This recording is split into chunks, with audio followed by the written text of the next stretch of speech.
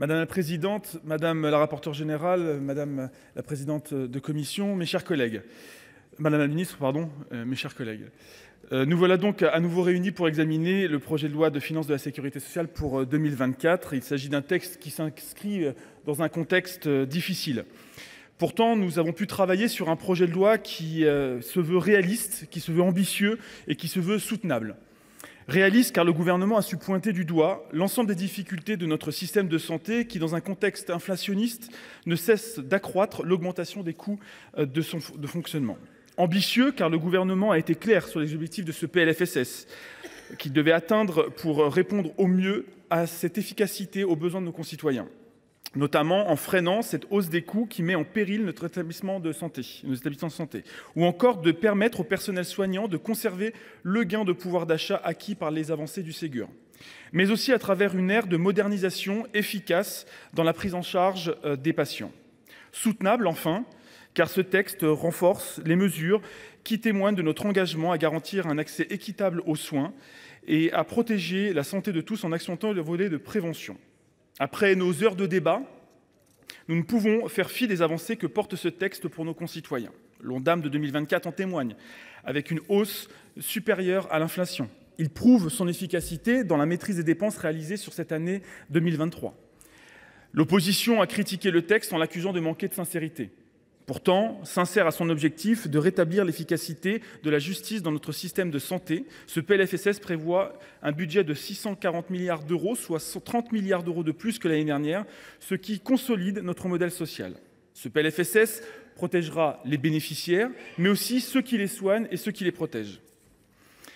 La situation de crise que nous traversons nécessite une profonde réponse politique et immédiate. Le gouvernement a rappelé que nous atteindrons cet objectif d'équilibre grâce à des mesures qui réclament la mobilisation de tous et dont les maîtres mots sont la pertinence et la responsabilisation.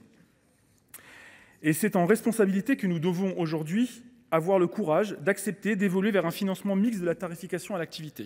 Chers collègues, sans cette mesure, nous assisterons rapidement à l'effondrement de notre système de santé actuel que pourtant beaucoup de pays nous envient. Nous sommes conscients des désaccords qui persistent entre les deux chambres. Nous les entendons, nous les respectons et cette nouvelle lecture aurait permis d'en débattre. Pourtant, une nouvelle fois, la majorité sénatoriale a décidé de déposer cette question préalable. Nous exprimons notre profond regret, d'autant plus que 50% des amendements approuvés par le Sénat ont été intégrés dans ce texte adopté en 49.3 à l'Assemblée nationale. Cela démontre clairement le travail fourni au sein de notre Chambre et qui a contribué de manière significative à orienter favorablement l'évolution du PLFSS. Le gouvernement n'a cessé de présenter sa volonté de travailler avec l'ensemble des groupes politiques dans une logique de compromis pour l'intérêt de nos concitoyens.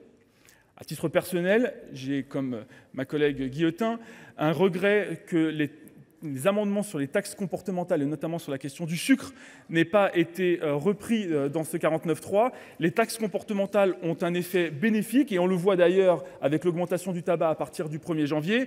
Ça veut dire que quand on veut, on peut. Et donc, rendez-vous l'année prochaine, Madame la Ministre.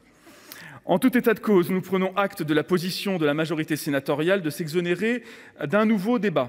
Comme je vous l'ai dit, nous regrettons car nous avions la volonté d'engager une nouvelle fois une discussion et un débat constructif. Au lieu de ça, vous persistez dans des postures qui refusent le dialogue. Pensez-vous aujourd'hui que les Français se satisferont de cette décision ? Vous évoquez systématiquement la nécessité de respecter le Sénat et nous la partageons. En refusant de reprendre la main sur une discussion sur ce texte, cela m'oblige à vous dire que vous ne respectez pas le devoir qui nous incombe. C'est celui de débattre, de voter et de faire vivre la démocratie qui régit notre institution. Oui, Madame la Présidente, avec un 49.3 à l'Assemblée nationale, mais justement, nous avions, nous, la possibilité au Sénat de continuer les débats et de pouvoir construire ce PLFSS dans le débat démocratique. Par cette posture, vous alimentez donc l'opinion que certains de nos concitoyens qui considèrent que le Sénat n'a pas vraiment d'utilité dans notre système démocratique, et je pense que sur ces bancs, nous dénonçons ces propos. Le bien précieux qu'est notre sécurité sociale aurait dû nous rassembler. Ce n'est pas le cas et vous comprendrez pourquoi le groupe RDPI ne votera pas cette question préalable. Je vous remercie. Merci, Monsieur Iacovelli. Nous allons